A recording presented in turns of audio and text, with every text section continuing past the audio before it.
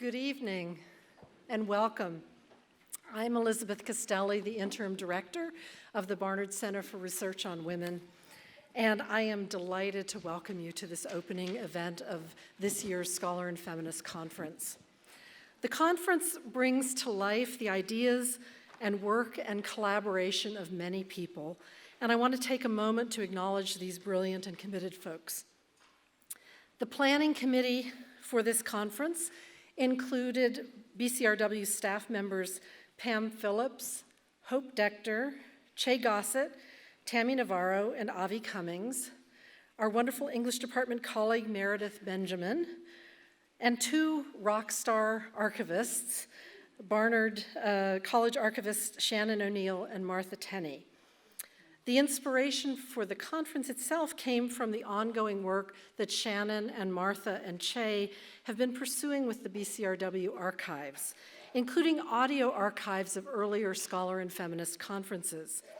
Their thoughtful attention to the politics and ethics of curating and contextualizing this important historical material formed the kernel for this conference, and I want to acknowledge this early inspiration for what we have planned for this weekend. I also want to offer a special expression of gratitude to BCRW Administrator Pam Phillips, BCRW Program and Communications Manager Avi Cummings, and BCRW's newest staff member, post-baccalaureate fellow Eve Kausch, who literally started a week ago. So she's still standing, I think, somewhere. All three of these people have done an astonishing amount of work to bring this conference together, so thanks to all of them. We also have an amazing, wonderful team of student research assistants who are all working this conference: Tirza Anderson, Asha Futterman, Emily He, Sophie Kreitzberg, and Emily Reed, and I'm really grateful to them for all of their labor. In addition, we have several student volunteers working with us tonight and tomorrow: Jinnah O, Emma Mohammed, Deja Bryan, Maya Garfinkel, Aiden Shad, Kayla Legrand, and Julia Coccaro. So many thanks to all of them. This conference could not and would not have taken place without the collaboration and help of many, many people around campus. And I want to acknowledge the work especially of all the people in events management, the communications office, public safety, media services and AV, catering. There's a lovely reception for afterwards, and especially the facilities folks. They do work that's often invisible to us, but if we couldn't do what we do if they didn't do their work. So I just want to acknowledge all of that labor. We also couldn't be doing what we're doing or have this conference happen without a long roster of co-sponsors. So forgive me, this is a really long list, but I want to make sure to thank everybody. The Digital Humanities Center here at Barnard, the Barnard Library and Archives, the Office of Student Life, the Office of the Provost, numerous academic departments and programs, including Africana Studies, American Studies, English, first-year writing, psychology, religion, urban studies, and women, gender, sexuality studies, as well as the Consortium for Critical Interdisciplinary Studies. Our colleagues at Columbia have also been very generous with their support, and I want to thank the Institute for Religion, Culture, and Public Life, the Institute for Research in African American Studies, the Institute for Research on Women, Gender, and Sexuality, the MFA Writing Program, the Religion Department, the Center for the Study of Social Difference, we're getting there, and also NYU's Center for the Study of Gender and Sexuality, which was also a generous co-sponsor, and Apogee Journal, which is a great partner for us when we have literary events.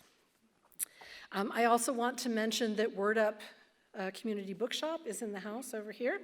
It's a volunteer-run community bookshop and art space in Washington Heights. Vanessa is holding down the fort over there. I am also a volunteer at Word Up, so I'm really happy that Word Up is here as our book-selling sponsor. Okay, that's all the acknowledgement of many, many people's labor, so just to let you know how much goes into making this all happen. Tonight's event, which we're really, really excited about and so happy that our guests are here, is a reading and conversation that will be moderated by our esteemed colleague, Professor of Africana Studies and English, Yvette Christiansë, who will introduce our guests for the evening. Yvette is an award-winning poet, novelist, and librettist, as well as a literary scholar. She's the author of 2 collections of poetry, the award-winning novel Unconfessed, and the critical work Toni Morrison and Ethical Poetics. She's collaborating with composer Zaid Jabri and anthropologist Rosalind Morris on an opera based on Abdul Rahman Munif's novel Cities of Salt. She's also a trenchant literary critic, an elegant writer, and one of my favorite colleagues ever in the history of my career, which has been long. So please join me in welcoming Yvette to the podium so she can introduce our guests and begin tonight's program.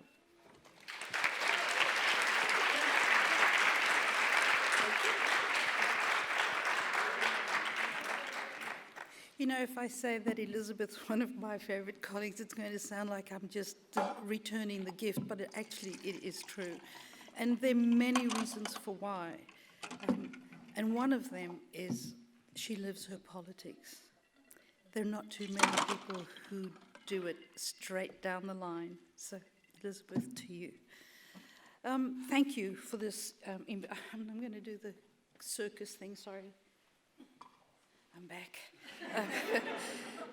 Oh, please remind me that I don't kick it over the guests. Okay. Chinelo Okparanta and Akwaeke Emezi both refresh what has become a noun novel, or the novel. And they do this by returning something of the form to its adjectival meaning, to be novel, in the imaginative sense. The danger of invoking this term novel is, of course, of being drawn into the shallows where it's been made to speak as amusingly unusual, newfangled, or worst of all, exotic. But it is the positive charge of Okparanta and Emezi's imaginations that craft and shape at the level of the line, one line breathing into the next and enabling a reader to do more than just suspend disbelief. These crafters of fiction invite conspiracy.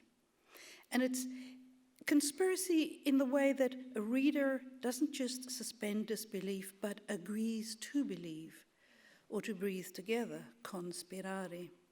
To breathe with the characters Ada, a girl accepting her desire for another girl, a spirit child who is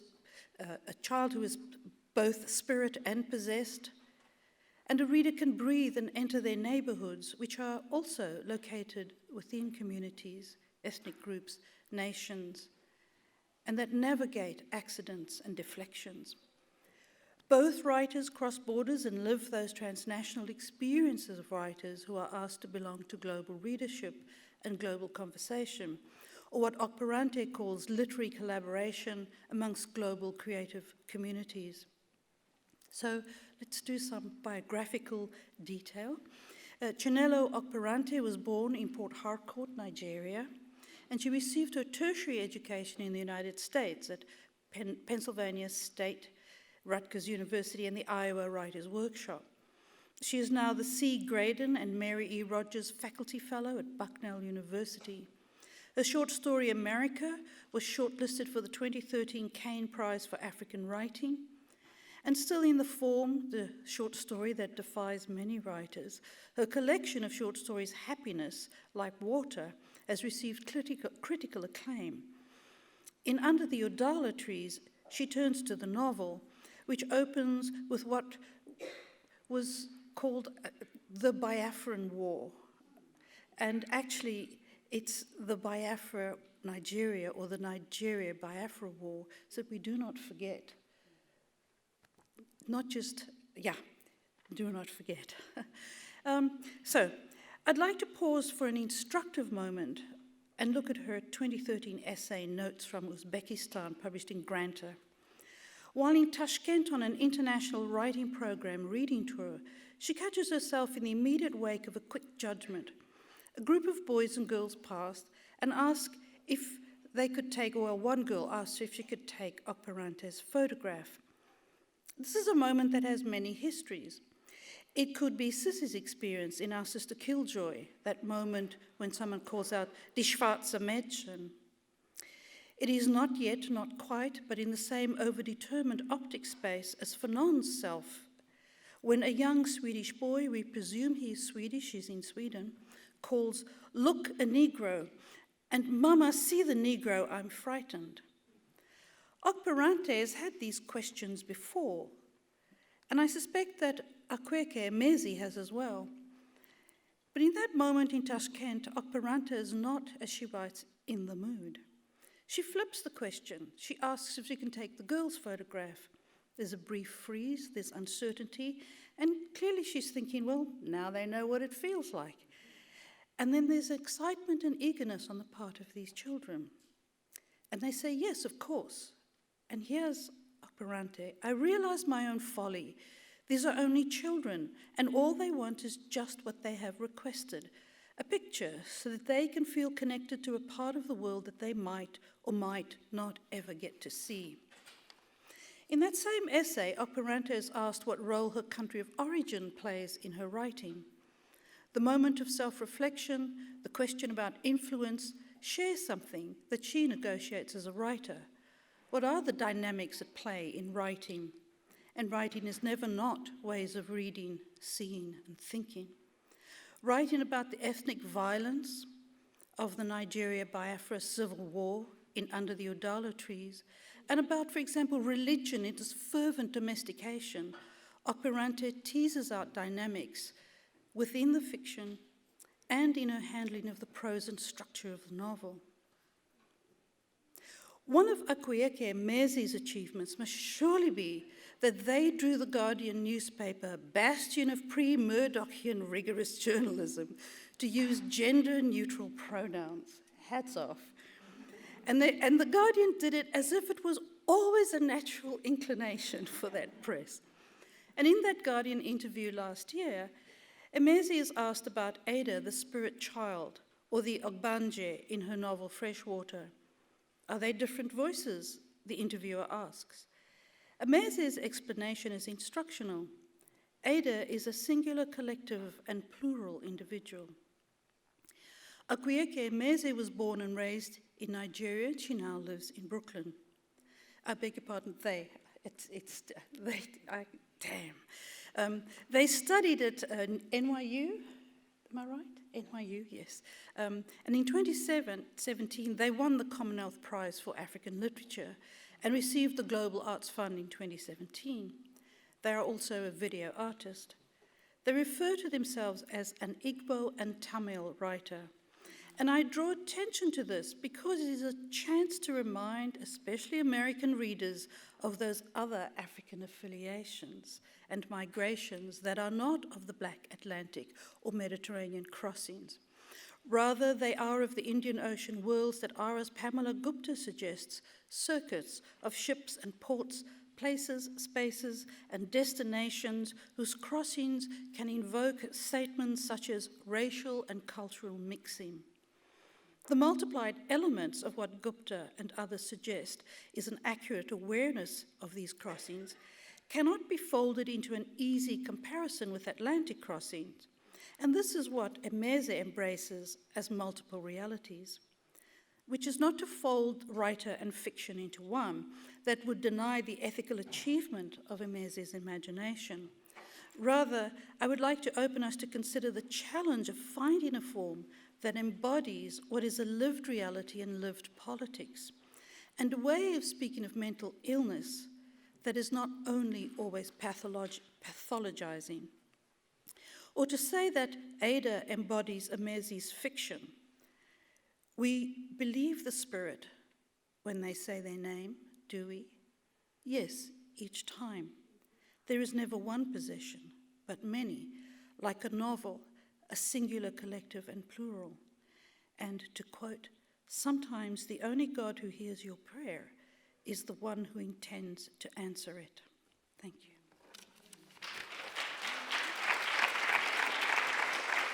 Thank you all for coming out this evening. A brief housekeeping notes before I read. I do go by gender-neutral pronouns. I have 2 family members in this room who are exempt from that. Chinelo is one of them. So everyone else, they, them, my 2 family people can say whatever they like.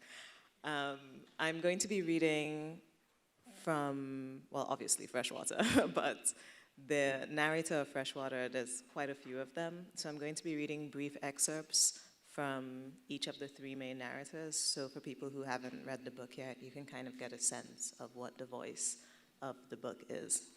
The first excerpt is from the plural voice, we. The first few weeks of America were cold, and the snow fell thickly like it was being shoveled out of the sky. It was the Ada's first winter, and she made a snow angel because that's what she'd waited for, to lie with her arms flung and her legs wide, to flap and fly until sainthood spread beneath her. Sachi stayed for 2 weeks before she flew to see Chima, before returning to Saudi, again with a stopover in Addis, leaving the Ada more alone than she had ever been. We felt just like she did, the most alone we could remember, torn from the place of our first and second births, taken on a plane across an ocean, given no return date. Let us tell you, our mother's children began to cherish another great anger against us then. This was a side effect of being in a body, the fact that the humans had a human life. It was inevitable that the Ada would go to university, that her life would continue moving in a way that had nothing to do with us. She was majoring in biology. She wanted to be a veterinarian because she loved animals. We did not care. We were hungry inside her, raging against this useless mortality, as if we could rage right back to the world we came from. We raged at the displacement of a new country. After all, were we not Obanje? It was an insult to be subject to the decisions made around what was just a vessel, to be carried away like cargo, to be deposited in the land of the corruptors, inside this child simmering with emotions, searching for us because she was uprooted and alone, and we, always we, having to fix it. Well, you miss your father. Why? We don't know. The man was just a man. And you miss the amen and that yellow girl you used to run around with, and you have work to do. Work to do and no time to shatter any further. And you hide in a lecture hall and cry as if you have something to cry about.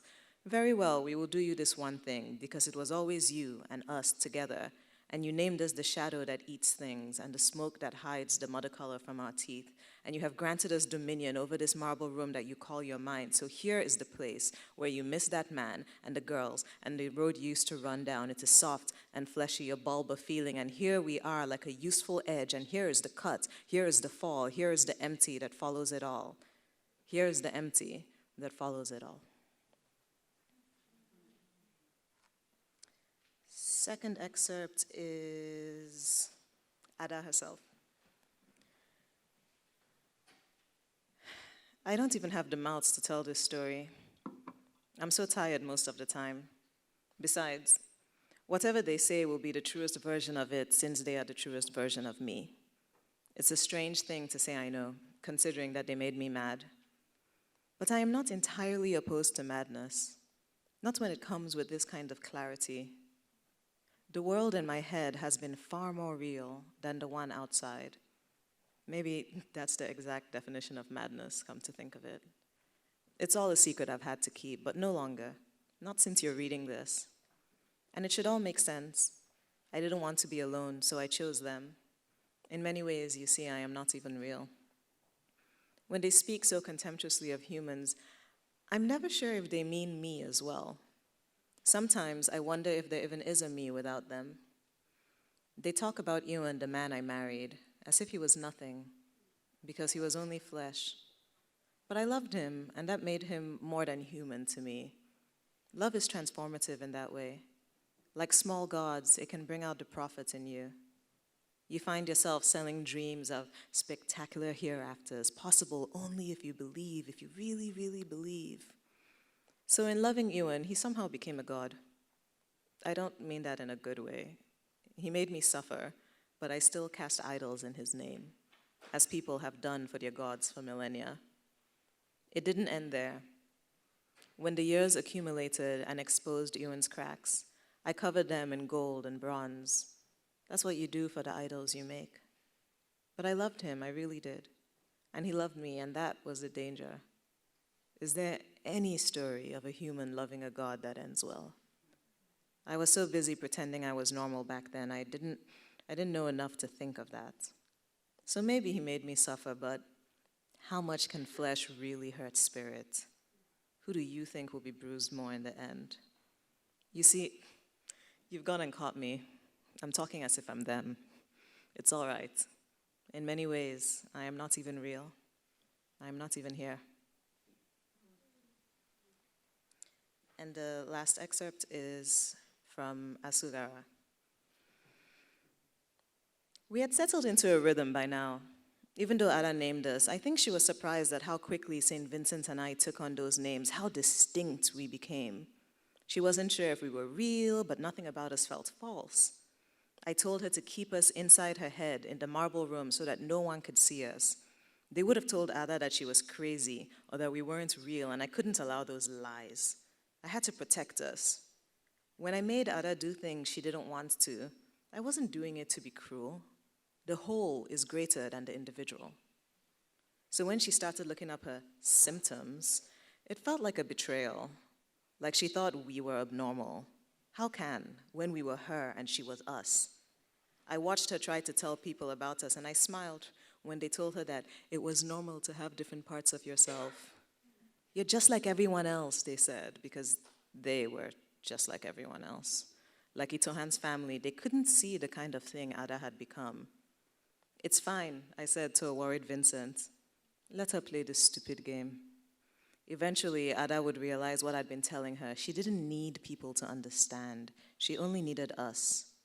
I let her read up on personality disorders, and once in a while, I'd tell her to stop looking, even though I knew she wouldn't listen. Ada wanted a reason, a better explanation. We were not enough. We were too strange. She had been raised by humans, medical ones at that.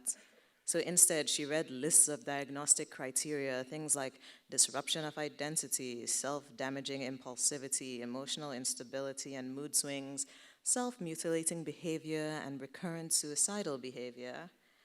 I could have told her that it was all me, even that last one, especially that last one. Maybe all her research was done in self-preservation because she didn't trust me to save her. I wanted her to die, yes, but like I said before, everything I did was in our best interests. I was just trying to save her. And for the record, she was the one who tried to kill me first. Thank you. Thank you so much for being here. It's lovely to see all your faces and just to meet all the people who planned such an amazing conference. So thank you. I'm going to read 3 excerpts from my novel, Under the Udala Trees. And some of you might have heard excerpts already from it because the book is no longer new, but I'll read it anyway. Basically, the narrator is my protagonist, who is a woman in her 50s, and she is telling her story. So I will read a section from when she was quite young, a section from around her marriage, and a section after that. This first section is when she meets another young woman, and they sort of have a first love event. Okay, chapter 24. The saying goes that wood already touched by fire is not hard to set alight. We had finished our dinner, some gari and vegetable soup. Then we'd stepped out to the backyard, onto the slab of cement at the side of our hovel to take our night baths. Near the bucket on the corner of the cement slab was a stool that we'd left there from early in the morning. On the stool, the comb we shared, hairpins, body cream, a small mirror.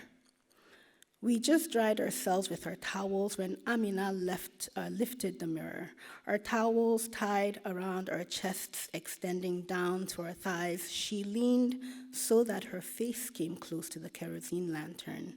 Its rays illuminated her face. She tugged at the loose braids on her head. "Does it look all right?" she asked. I went closer to her, ran my fingers through her braids. Those were the braids that I had plaited for her just that morning. I held her face in the palms of my hands and pretended to inspect her hair. I nodded, smiled. She smiled back. There were the usual night sounds: grasshoppers hopping, fireflies buzzing, crickets singing their songs, leaves rustling in the breeze. I ran my hands up and down her braids, up, down her arms. She did the same to me. Back in the hovel, our towels fell to the floor. In the near darkness, our hands moved across our bodies. We took in with our fingers the curves of our flesh, the grooves. Our hands, rather than our voices, seemed to do the speaking. Our breaths mingled with the night sounds. Eventually, our lips met. This was the beginning of our bodies being touched by the fire that was each other's flesh. I hear you all. Thank you. Okay, so the next excerpt I mentioned would be, first night of marriage. I don't know how many people are married here, but I hope your marriage is not like this one. Because as soon as you get in, you try to figure out how to exit strategies. Okay. Chapter 57. I acknowledge to myself that sometimes I am a snail. I move myself by gliding. I contract my muscles and produce a slime of tears. Sometimes you see the tears and sometimes you don't. It is my tears that allow me to glide. I glide slowly, but slowly I glide. It is a while before I am gone. That first night of our marriage, I was a snail. We were all of us once snails. In the beginning, we had stayed with Mama and Abba, and we had slept in my room just for that first month of marriage, that 1 month space before Chibundu got the Port Harcourt job. Mama had found a second twin bed and mattress and pushed them together so that they appeared to be a double bed. She'd spread new sheets that she'd purchased as our wedding gift. This is how our first night together went. Imagine a snail protected by its hard shell. Imagine a snail when it is alarmed. Imagine the snail retreating into its shell. That first night, Chibundu called me to him. He was wearing remnants of his tuxedo, the tie, the white shirt, the trousers. He sat on the edge of the mattress. I went to him, sat by his side. No alarm yet. "You've made me a very happy man," he said, leaning over, wrapping his arm around me. He leaned further, began kissing me. I allowed him to do so. "There's no more complete happiness than the one I'm feeling now," he said between kisses. "Look at me. I feel like I can fly." A slight bit of alarm was rising in me now. "Go ahead and fly," I wanted to say. "Go ahead and fly as long as you land far enough away from me." Instead, I said, "We should try and get some sleep." He laughed, not disrespectfully, almost appreciatively for the sexual banter he perceived was going on. "Now, wow," he said, "women and their teasing. But of course, Ijoma, you do know that sleep is the very last thing on my mind." He made a sudden movement with his hands, and I watched as he began tugging at the front of his trousers. Then came that dreaded sound, just the sound of a man undoing his zipper, but it was as if a sharp object had somehow been jabbed into my ears. A room full of alarm like fog clouding up the atmosphere. I pulled away so that there was at least a 4 arms length of space between us. I folded my hands across my chest, looked up at the ceiling, not wanting to look at him. Uniform tiles formed large squares above, gray like the paint on the walls. Some time passed, a few more minutes. I lowered my folded arms from my chest, took his hand in mine. Sometimes a story reminds you of a painting, and each time I tell this story, I see that old painting of a beach, azure skies melting into a lighter shade of blue, melting into the pastel yellow of the disappearing sun, melting back into a sea-colored blue. A glass-looking slab of wood near the edge of the earth where brown and sea blue meet. There is a mountain range, craggy rocks peeking in from the right side of the painting, and in the foreground there is the darkness of the cacao-colored earth. There I was, holding Chibundu's hand, and as I held it, the words came to me. Too much ceremony has a way of taking the life, of taking the joy out of what is being celebrated. And the next excerpt I'll read comes at the end of the novel. Not quite at the end, so you still have to read it. But this is where she's really trying to see about that marriage and what to do with it. So if you need help, read the book. She might help you out. Just kidding. Okay, chapter 77. Legend has it that spirit children, tired of floating aimlessly between the world of the living and of the dead, take to gathering above Udala trees. In exchange for the dwelling, they cause to be exceptionally fertile any female who comes and stays, for even the briefest period of time under any one of the trees. They cause her to bear sons and daughters, as many as her heart desires. Back in Ojoto, some years before the war came, I heard of this legend from one of my schoolmates, a pudgy little bright-eyed girl whose head was shaped like a flattened loaf of bread. She had a scar on the very top of her forehead, running horizontally from left to right. All the children at school whispered that it was because she had fallen out of her parents' second-story window when she was a baby. But no one ever asked her about it to her face, and no one ever knew. Her name was Osita. One lazy afternoon, while we sat on the steps of the classroom during afternoon recess, she begged me to go with her after school let out to the Udala grove that was not far from the school.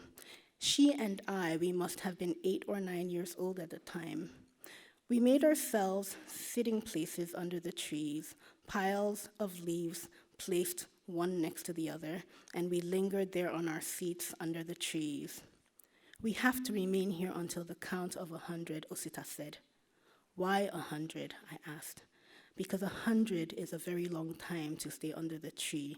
100 because that way we can be sure that we will receive every single drop of our blessing from the hands of the spirit children.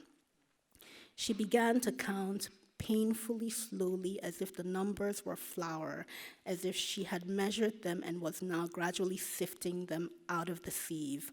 1, 2, 3. Because 9 was not too young to prepare, she said, because sooner or later we would each become somebody's wife, and as wives it would be our obligation to be fertile, to bear children for our husbands, sons especially, to carry on the family name. I went along with her in all that she proposed we do, even if to me the gap between legend and reality was not one that my mind was prepared to leap across. To me, the legend was a little like making a wish. It was anyone's guess if the wish ever came true. My last night under Chibundu's roof, I dreamed of Adala Trees. In my dream, I saw Chidinma, her daughter, dressed in a yellow dress with a sequined bodice and a hem of lace. On her hair was a ribbon, which the wind lifted gently from her head. Around her was a circle of gray and beige stones, big stones about the size of cement blocks. Set atop each stone was a tall white wax candle, 7 or 8 of them in total, their flames burning blue and orange and yellow and flickering this way and that in the night.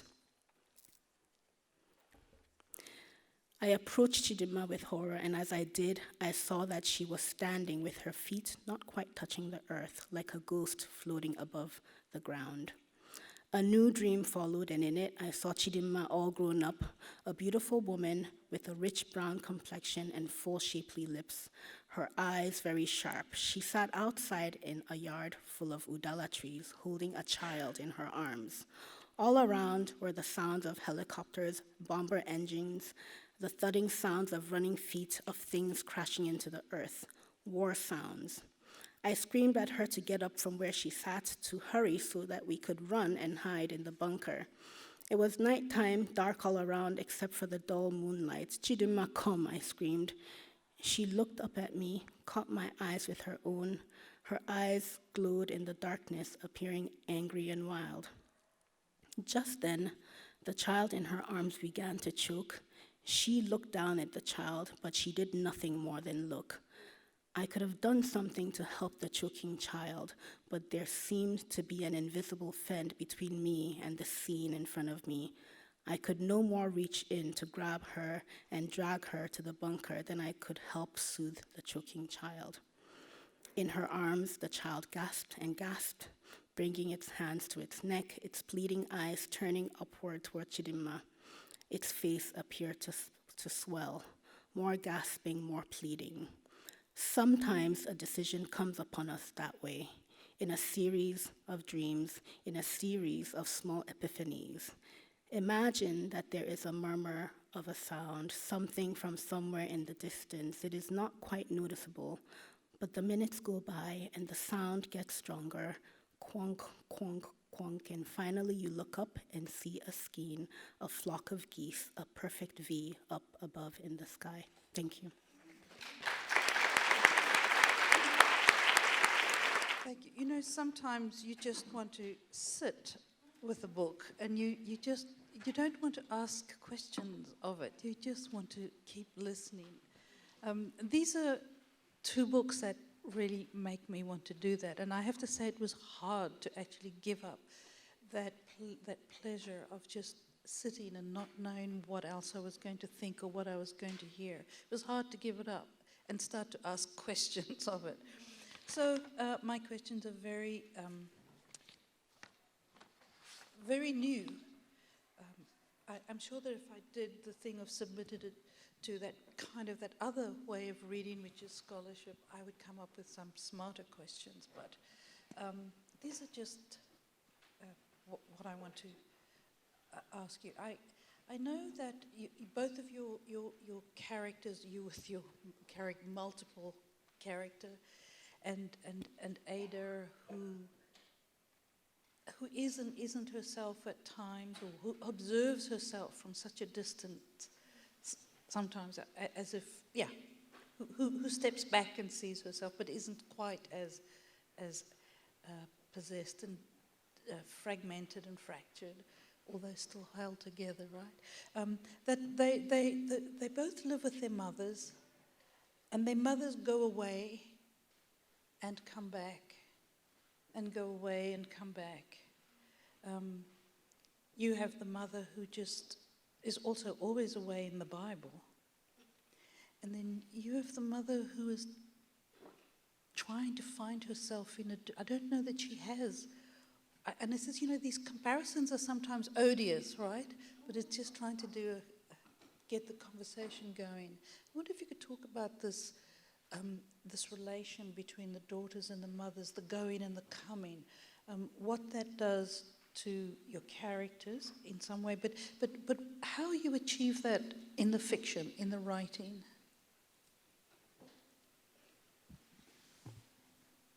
I don't even have to hold mine. This is excellent. So what's interesting is that Freshwater starts with a reference to a mother, but it's not actually, like the very first page of Freshwater is drawing a distinction between a deity who is a mother and a human who is a mother, and what it means for this plural character to kind of reconcile these two mothers, or to kind of engage with them at first. And I think that going and coming from a mother, that kind of push and pull, is just growing up. In general, I think that's a very universal experience, is that you grow up, and the shortening and then the lengthening of the distance between an individual and your mother is a very natural part of dealing with embodiment. In the case of Freshwater, it's complicated by the presence of a mother who is a deity, but it's also incredibly similar. There's still that push and pull. There's still trying to figure out who one is separate from that mother, trying to figure out how, over time, to try and find a way back to that mother. And I think for me, that's the engaging thing about mothers in the book. Yes, go for it. All right, well, I named this novel Under the Udala Trees for a reason, and the Udala fruit plays an important role in the novel, because, in terms of African literature, there's always this conversation that you should never put tree in front of your book. Do not let them have a tree on your cover, because it's just a stereotype. So I had to sort of go against the stereotype in going toward the stereotype, if you understand what I mean, because I did say, yes, I'm putting a tree, and yes, it is the stereotype that the Western world likes to put on African literature, but there's a reason, and so there's a way in which you can take the power, you can make something of what is not, and so in this case, it was essential to my novel that I put the Udala Trees, because the myth surrounding the Udala Trees is exactly what I read, that it is a sort of source of fertility for women. Now, this book is about a specific woman and others around her who are sort of negotiating this idea of fertility. Does it matter to me or does it not matter to me? In what ways do I want to sort of fall in line with the traditional expectations of womanhood? And in what ways do I want to subvert those traditional expectations? And so I think that this novel is the conversation. It's having that conversation because we have a protagonist, Ijoma, who is, spawn of her mother. She's her mother's child, but who has to figure out what it means to be a woman on her own, because her sort of womanhood looks different from what her mother's form of womanhood was or is, and also what her mother's expectations of her are as a woman. And so this is the conversation, this book, this idea of what it is to be a woman. Does fertility matter? Does it not matter to me? Do I want to bear my husband 1 million children, or is one enough? Do I even want to bear any children at all? That kind of conversation. And so for me, that's what the book is doing with motherhood. And thank you both for making something of a question that I think I would otherwise not have asked. You did a great honor of it. Of course, with one of the things that I find, and I thought about your title, was that it's not a tree, it is trees. So there's this plurality that I think I thought that the title resisted. And it is such these angels with flaming swords exist, right? In this idea of world literature that has begun to say, well, African literature does this, or the literature of people who are descended from Africans does this, and we're going to put that picture on the cover. And one of the things that I think, it's not unusual that you hear reviewers, certainly outside of the continent, often describing or implying that fiction by writers of African descent or writers from the continent. Usually they're talking sub-Saharan Africa or south of the Sahel, right? That the novel has many functions, right? That your novel has to do certain work, political work, social work. You've got to address history, so you get started into the notion of a historical novel, right? Or you're reclaiming culture, and there's always the danger of the folkloric lurking there. And if you're really lucky, your folkloric gets called African philosophy, right? So I wondered if you could talk about how you negotiate those waiting narratives, or do you just don't give a damn? Does it happen afterwards with the marketers, or? I'm going to let Chinelo go first with this because she's much smarter about this stuff than I am. I don't know about that. Intelligence is a funny thing. So it's an interesting thing because we have to look at the perspective, right? So yes, the conversation about what story gets to be told. And, we talk a lot about gatekeepers. The gatekeepers allow this kind of a story, and so you only got published because your story had to do with war and starvation, and all of which we like to call poverty porn, right? And apparently that's what the gatekeepers like to see when they see stories from Africa. Fair. That's a fair point, but then you have to also look at it from the angle of the writers. It takes effort, many years for many people to write a book. You don't just sit there because you want to satisfy this quote-unquote gatekeeper people, right? You write a book because you're passionate about something and it's meaningful to you in some way, and so you produce it, right? And so the argument has to factor in where the writer is also coming from. I don't write about, for instance, in my case, Biafra, because I'm catering to any gatekeepers. I didn't know who the heck the gatekeepers were when I started writing a book. I was just writing in the dark. I like to call myself an accidental writer. It's possible that these gatekeepers were attracted to my novel because it satisfied some hunger that they have and some preconceived notion of what African writers should do and what African writing should do. That's the conversation we do need to have because, growing up in Nigeria and also in the US, I did see those commercials where the children were always dirty and hungry, and I said, this is not Nigeria that I know. This is not the Africa that I've been in, so I don't recognize it. So it is true that we must be aware of what propaganda does in certain countries, and what messages are we getting. And we might want to figure out ways to sort of change who these gatekeepers are, and I do believe that it is changing because we are having these conversations. But I think it's important to keep in mind that writers are not just sitting there, at least writers like myself are not just sitting there trying to please gatekeepers and writing books. Books are written from I would like to believe that all art comes from a place of meaning, that something matters to somebody, and so they sit and they write it and they figure it out, because art is a way of processing life. And why would you sit around processing something when it's just to please some random abstract gatekeeper? But it is a conversation to be had.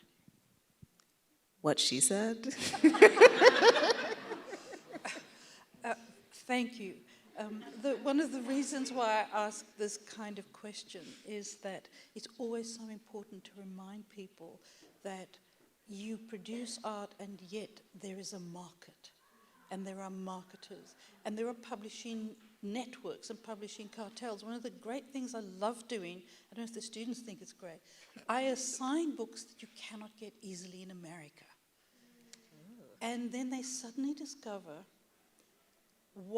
and I'm sorry to Heinemann, what Heinemann would have chosen for you.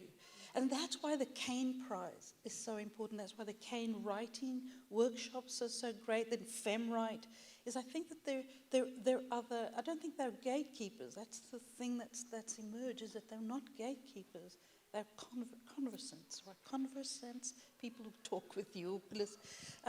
But I think I wanted, even from that your novels don't fit any easy writing because you challenge this idea of the mother, that idea of fertility that is always already going to be somehow extra human, that burden that falls upon women to not quite be the goddess, but who are imbued with this notion of the fertile that is somehow supernatural. And it's the sexuality that you both take up. Now, I don't know if the Gay International picks you up, if that's another way to think, but it is the sexuality that you bring in. So, but what I really want to ask you, is about the Bible in your work and Christ. And because these are forms of epigraph. You have your epigraphs at the top, at the head of every paragraph, every chapter, and the epigraphs work like your I mispronounced it.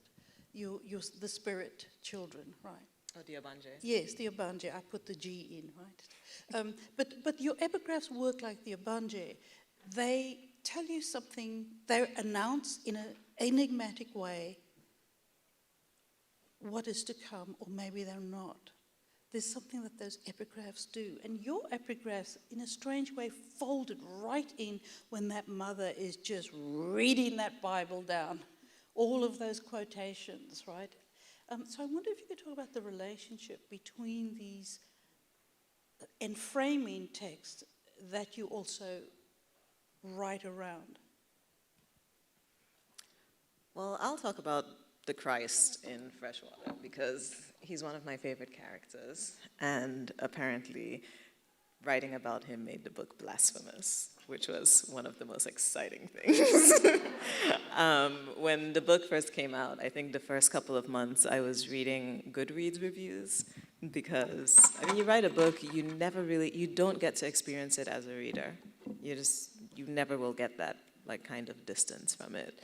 So the first month or so, I was obsessed with readers because I was like, what does it look like to you? And there's this blogger who consistently blogs about African literature, and she reviews them. I think online her handle is Awodi.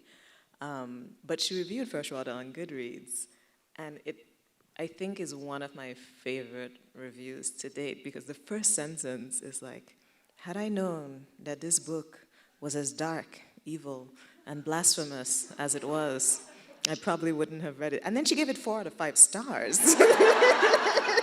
And went on and talked about it in this whole paragraph about the book. And she's like, apart from its insane level of lust and sin, and I just had so much fun because I was like, yes, engage with the work, call it blasphemous.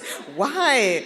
And a few other people had said that. And I was like, I had a meeting recently where I was talking about this, and I was like, I've never quite figured out what's blasphemous about it. And then the person I was in the meeting with was like, well, you are taking a god from a monotheistic religion and putting him inside a polytheistic book. So there's a fundamental conflict there. Because I write about the Christ as another God. There's a part in the book where it's like, oh yeah, Yeshua loves humans, but people forget that he loves them the way a God does, which is to say with a taste for suffering.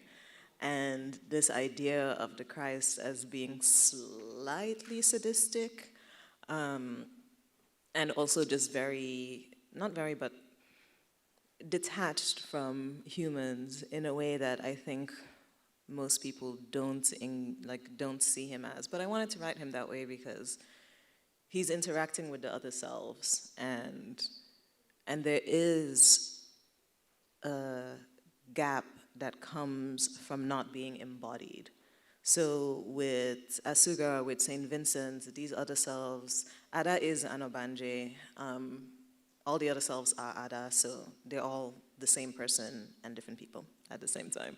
But their main problem is that they're embodied, right? So they're like, you're a spiritual entity that's trapped in a physical form, and they have a lot of arguments with Yeshua because he's not trapped in a physical form anymore. And I think a lot of people talk about the Christ as having experienced embodiment is what gives him empathy for humans. And it's like, yeah, except you escaped. So you're not trapped. And that's not the same as being trapped. Yeah. Oh, can I just jump in for a second? Thank you. The thing is that all of those images of Christ are so, I don't know if it's the scholar of religion in the room say, there's something, it's not sadomasochistic that you see, but there's a prurience in those images of the suffering body. And something that also is a body that creates desire. The desire to approach, whatever it is. But women are never getting it right as far as the church are concerned. They're either over-desiring, and your Christ is an object of a crush, right? Not your Christ, the yes. Christ in the book. Yes, right? He's so. As I say, this is a book I really want to sit and listen to some more because there's something that is happening in the book about this desirable figure that you are not allowed to desire. So I just needed to jump in. Sorry. So I should talk about Christianity Or, and the or- Bible? or the Bible. The Bible. This is a text that is a vortex or many gravitational pulls. Yeah, well, I mean, as far as my novel is concerned, I mean, this is what's beautiful about Igbo culture, is that traditionally we had our own religion, which was like spiritual and very based on nature. And when I talk about the Udala trees and why they're important, all the trees were important traditionally, and they had their own import in society. And we had our gods. So, for instance, my name, Chinelo. Chinelo, God is planning. And Chi, in that means my personal God, like my personal guardian spirit, is planning for me. If you were to follow that name to its conclusion, it's something like Chinelo Tagi. So God is planning, your personal God is planning for you. And so we all had our personal gods. It was a very spiritual religion. And then, Christianity was brought in, and that's the beauty of it, is that we found a way to welcome Christianity and yet keep parts of our own. And there's a way in which all those parts, whether it's the traditional religion and Christianity, still sort of coexist. Some might say that Christianity has taken over a lot of things, but I would say that even when you speak to someone like my mother, she will tell you dreams and she will say this means this, and I dreamt of somebody whistling this song and it means that this will happen. And then it does. She's like, oh, this means that there will be chaos in this household. And I'm like, okay, there'll be chaos in this household. And then people start fighting. Maybe people were going to fight anyway. Who knows? But I'm just saying that there is a way that there is still this belief in the spiritual realm, in as much as she's also very Christian, and so it's this blending coexistence that I was also trying to capture in this book, because, the biblical lessons, there's a place for them too, treat your neighbor as yourself, love your God as yourself, etc. There are all these lessons in the Bible that are also worthy of, we need to pay attention to them. And we do well if we lived our lives and, if we were abiding by these lessons in the Bible. And so, in the novel, I'm sort of having a conversation again. I'm always having conversations, with the Bible, lessons in the Bible, and how they engage with the traditional folk tales, for instance, and even the realm of the dream, right? Because there's so many dreams in the novel, and the dreams have their own spiritual significance. And how are we making sense of all these different realms of existence? And that's, Thank you. the Bible comes into play in that sense. Thank you. And then reading the language and the way, I wish I could just turn, I would be wasting time. I didn't bring my bookmarked, but I brought my bookmark to do so. But is that the way that you pace the language and shape the sentences, it seems to be so, it so resists that language of the Bible, that the parallel sentences, the rhetorical force of all of those quotations that are all UKs, they're all do not, you will, do not, you will. And there are the dreams that are so, I wonder, how do you resist that vortex of that language once you put it there for pages? I mean, it is there. It's there in Igbo, because there's the Igbo Bible, and it's there in English. It is there, but it's there to be questioned, and it's questioned, by my including all these other, again, fables, folk tales, stories. They're just different forms of texts that are engaging with one another, and so just by including others, you get to, sort of take away the power of the do not, and do this, do that, do not do this. And I think this is something I noticed in both of your work, is that the the way that certain texts have arrived and they lift up and they transcend from where they may be emerged, and all of those details that were relevant to that place and time are countered by the details that you provide. You provide those exquisite arrivals, the descriptions of the street.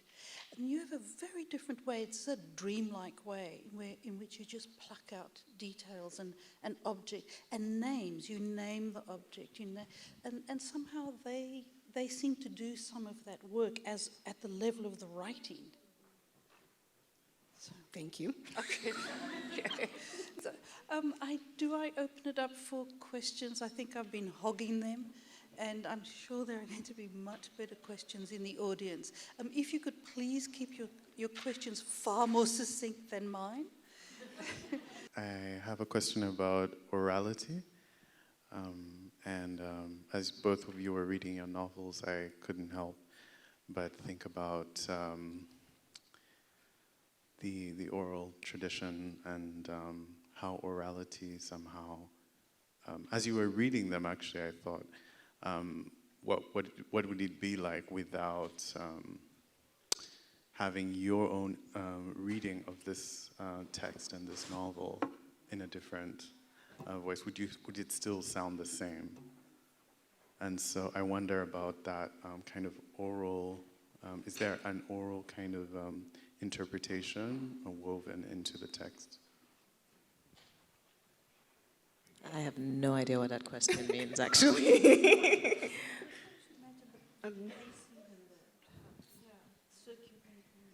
Oh, like if oral tradition is woven into it. I think so. I think really because, I mean, at least in my family and probably in your family too, it's just Igbo people really like to tell stories, man. Like, I grew up in a house where my dad was always telling these really convoluted stories. I actually tried to interview him for the book because I interviewed my mom, and I wanted to interview my dad, and I wanted to get like these stories because it is an autobiographical novel. So there were like sections of the book where I was like, I don't know what happened because I was a child. And I asked my dad what he remembered from my childhood, and I was, expecting a solid story, and he was like, yeah, you were loud. You read a lot. And I was like, wow, that's it. And then later in the same conversation, I asked him, he went to med school in what was the Soviet Union at the time, and I asked him what that was like, and this man was like, yes. It was December 25th, 1965. I stepped off the plane, and the snow was falling, and you could hear the ice under your shoes. And that was my childhood with storytelling. Was my father telling these stories, my brother telling stories. I actually started writing as a kid because my sister and I would tell stories to each other before we went to bed at night. Like, we would just build these stories together. And so I guess in that sense, orality is such a part of the culture that it's not a thing that I actually think about, hence my earlier confusion, because I'm just like, it's, to me, writing and storytelling, and it's all just one, like, fluid organism. Yeah. Just to piggyback on that, I mean, any Nigerian, there are a bunch of Nigerians in here, I'm sure, and if you grew up in Nigeria, you know those moments when NEPA took light. Yes. NEPA took light all the time. Sometimes light was gone for 2 weeks and your meat went bad in the freezer because it just, the parents were like, we're not using the generator, or maybe fuel scarcity. Yeah, fuel scarcity, especially these days, right? Fuel scarcity kept us from being able to use the generator. Anyway, so when I was growing up, NEPA took light, which means electricity basically just is gone. And my mother, we didn't watch TV. She would just gather us sometimes with our cousins around, and she'd just tell us these folk tales. And many of these folk tales are in my novel. And some of them, there are different versions of them. So some people will say, I know that story, but it's a little bit different from how I know it. And the name, it's not Obago. What is it? Like, is it they have different names of it. And I'm like, no, it means this one according to my mother, but it means that one according to their father. And so it's nice to have these conversations and to see how stories change, within the country and over time. In any case, so that orality influenced my writing of this, but I should say that this novel is a novel that is narrated by a 50-something-year-old woman in the first person. And when I went about writing it, I thought, who is she telling this to? Whom is she telling this story? Who could potentially be gathered around her as she's telling this story? Who would care to know about her life and also some of these really intimate moments in her life? I did not decide on exactly who it was. There was a version of it that I thought, okay, maybe it could be her daughter, but that wouldn't quite work. But I left that open-ended. But what stayed was that this is a woman who is telling this story to somebody, and there's a frankness. This is a story narrated quite simply. There's a reason for the simple language. She is an intelligent woman, but intelligence does not mean book smart all the time, right? So there are different ways that intelligence comes across. And so she tells her story very intelligently, but without the flourishes of maybe a Harvard-educated person or a Columbia or Barnard-educated person. But very intelligently told nonetheless, My grandmother is like she's brilliant, perhaps the most brilliant person I've ever met. But she won't talk the way Western educated people will speak. But she has so much wisdom that I can't help but go back to her when I really want good answers to questions I have. I don't go looking at professors here, because the wisdom there is just a little bit richer, in my opinion. In any case, that's who tells this story, and she tells it simply because of who she is. And in telling it, were to assume or were to imagine that there are people gathered around listening to her tell her story. Beautiful answers, and there's something that I also think when I always ask what we mean when we say orality. Do we mean storytelling, or do we also mean ways of speaking that do something different to time?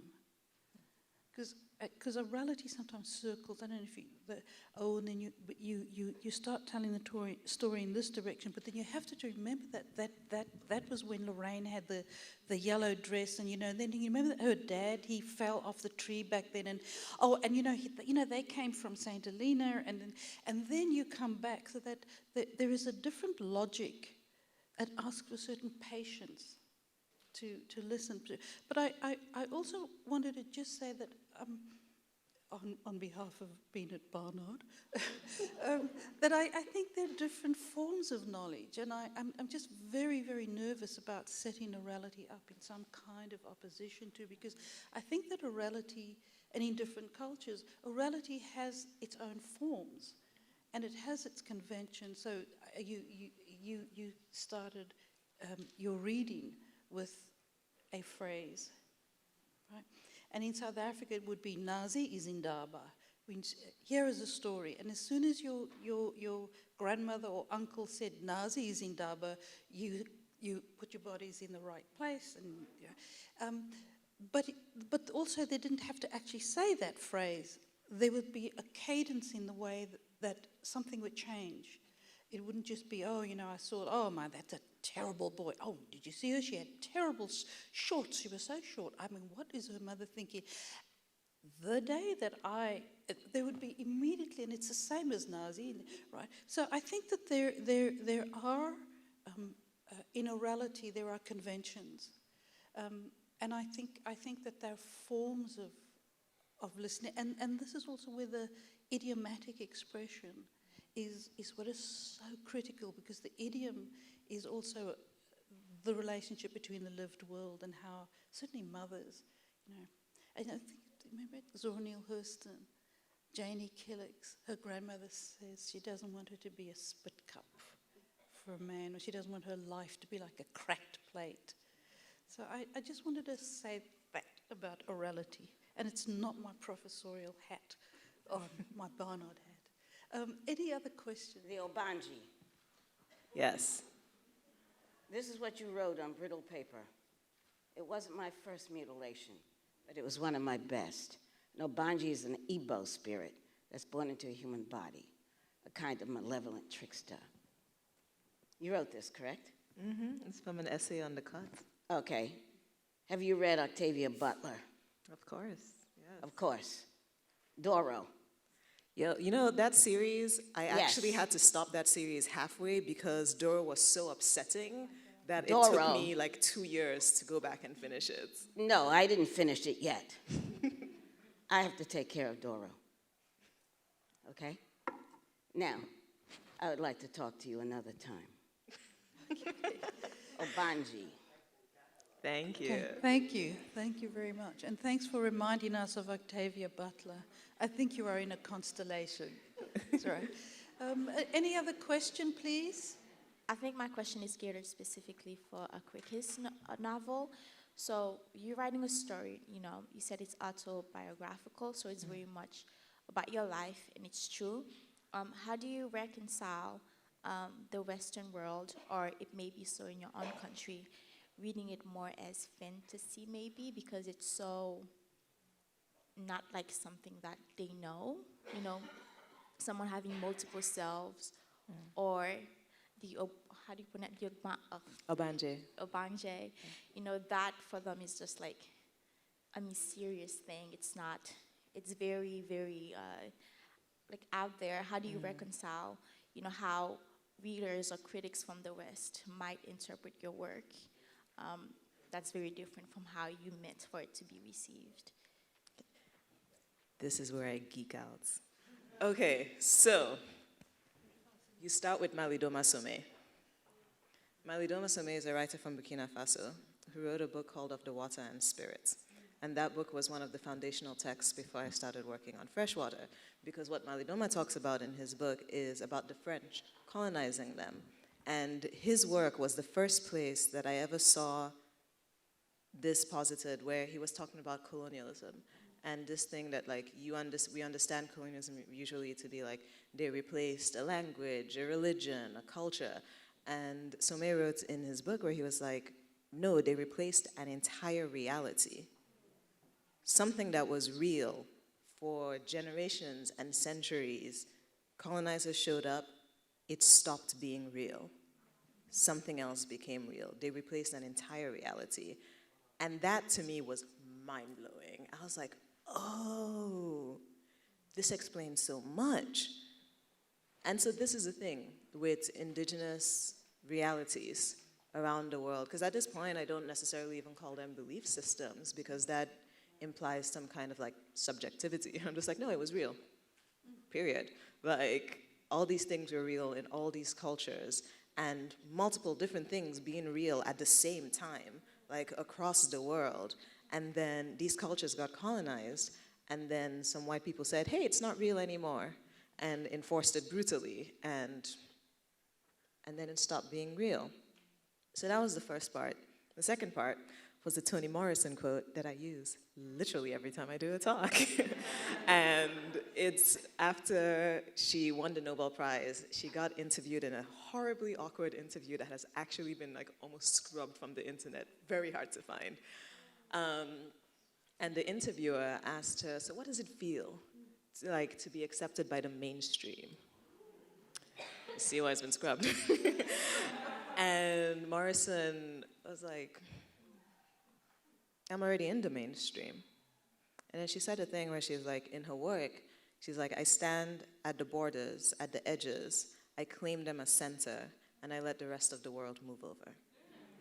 And so with those two things, when I started working on Freshwater, it was this understanding where the mainstream reality is a Western one, where our indigenous beliefs are superstition, they're folktale, they're magical realism, they're the beliefs of uncivilized, backwards, ignorant, uneducated people. And then what Malidoma introduced was like, no, they're just real. They were real before.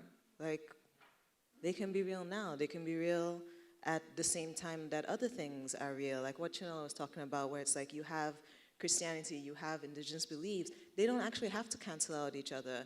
one of the things I run into with like young Nigerians, especially when we're talking about like these indigenous realities, that people then get caught in like a back and forth where they feel like they can't access an indigenous reality while still maintaining a relationship with the Christ. And I'm like, why not? Like, who told you one had to cancel out the other? These are not mutually exclusive things. Multiple things can be real at the same time. So in working with Freshwater, there was this understanding that I was choosing a center, and the center was an indigenous reality. And I was not going to move from the center. And when I did PR, when I was on NPR, when I was on, like in interviews, everything, I was not going to move from this center. Everyone was going to have to shift. And that's the work. And like, if people don't want to shift, it's not by force, but like, I'm not shifting. Y'all can do what you want. I'm not shifting. This book is not shifting.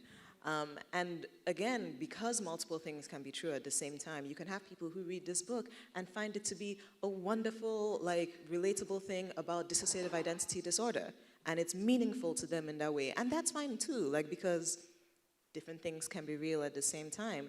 So there definitely are critics and readers who come at it and are like, well, you know, this is a conceit. This is a metaphor. And I'm like, no, it's not.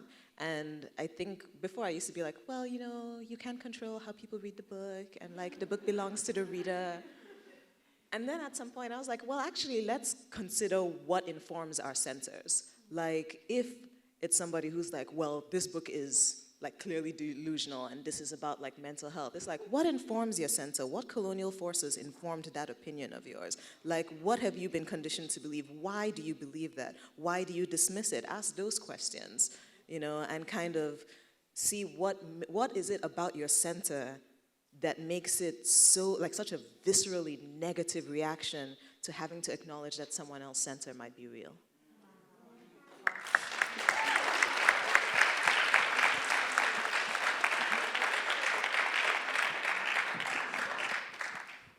I wondered if you'd like to join that.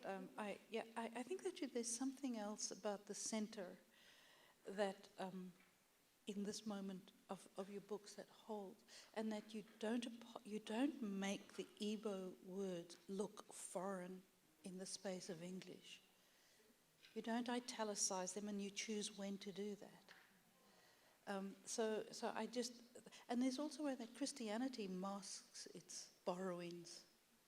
And it is forgotten that it was actually inclusive. Well, I think it was raiding.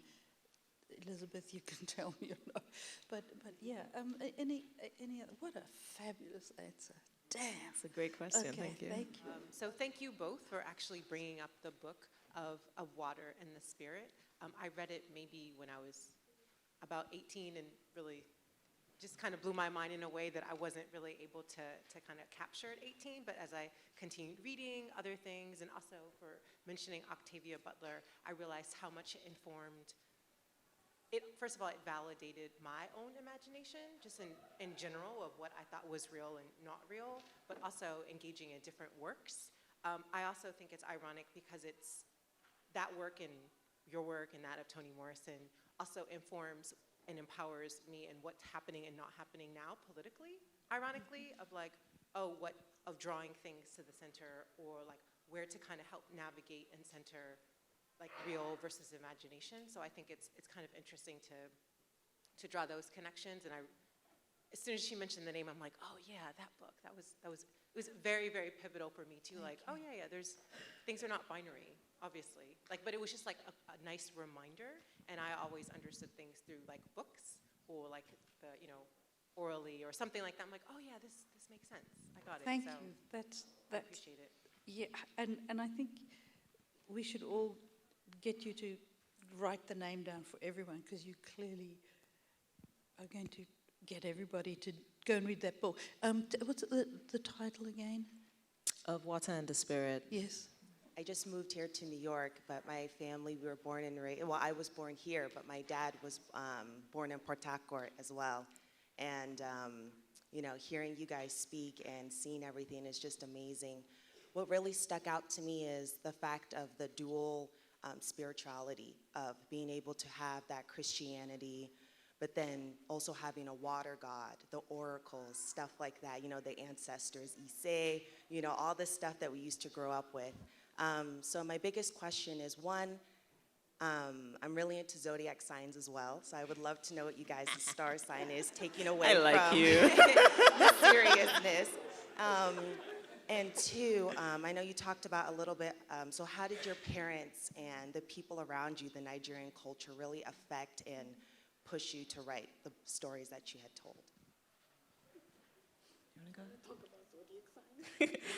I'm a Gemini sun, a Scorpio rising, and a Libra moon. Okay, I can't go into that much detail because I don't know when I was born. I've tried to find out, but I don't know. But I'm a Pisces, and it's possible that I am a Libra moon, but I don't know. I'm just a Pisces.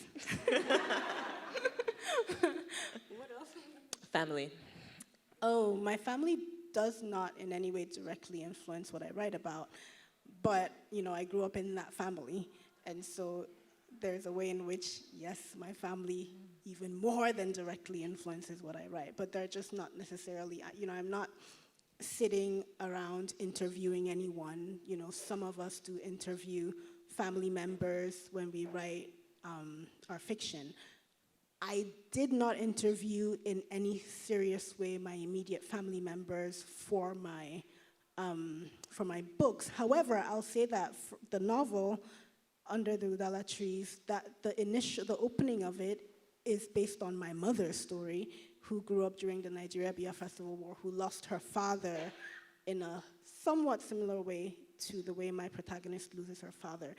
I did not necessarily interview my mother when I was writing it, but I had many previous moments of interviewing her just because I grew up with her, and that was a very important moment in her life. I did interview family, friends, and relatives who grew up during that time period because I was also trying to, build a world around that period and how people lived during that time, and even after the war, how did life continue? People think everything stops during a war, but people still live their lives even during a war. Women beautify themselves, men beautify themselves, people go on dates, etc., and men love men, and women love women, and men love women, and all the love goes around in different forms. And so, it was interesting to see that sometimes when we think of war, especially in the Western world, because many of us in the Western world have no direct experience with it, we tend to imagine that it's all, death and bombs and everything. And there's quite a lot of that too, but there's also a lot of people like falling in love and living and, making the best of things. So that's the extent of my interviewing. There was quite a lot of interviewing, but not necessarily immediate family members directly related to the writing of the book, but my whole life maybe was an interview. And people standing in line for kerosene, that whole description of the kerosene in the bottle. Yes. For Freshwater, I attempted to interview my father, but I interviewed my mother mostly to kind of build the world because my mom's not Nigerian, she's Malaysian, and she moved to Nigeria in the 80s. And I didn't know what that was like. I didn't know what those first 10 years of her life were, what the family structure was like. I don't also remember a lot of my childhood, so they were just chronological moments that I needed to kind of build a world around. But for the main part, the things that the book is actually about, it was a very internal process. I was not talking to family about it because the content of the book is, I often forget that it's controversial because it's not for me, but it's not really something I would have tried to talk to a lot of people about because reactions to it would be quite varied. I've had quite a few young Nigerian readers, most of them queer actually, who have told me about when they read the book and they would ask their parents, what's an obanje? What does this proverb mean? And one of them said she called her mom at 3 a.m. and her mom put on a 3-way call with their pastor. because she was asking about Obanje, and another one, like one or two were like, I got a more negative reaction asking about these realities than I did when I came out. And we're talking like conservative parents. And so I'm reminded that these were not things that were talked about when I was growing up in Nigeria. These are not like open conversation. My father has still not read the book till today. So I don't even know like what he would think of it. So for Freshwater, it was way more internal for like the major part of the book. Thank you so much. I think that our fearless leader of the evening is about to... I'm going to invite you all to thank our wonderful speakers.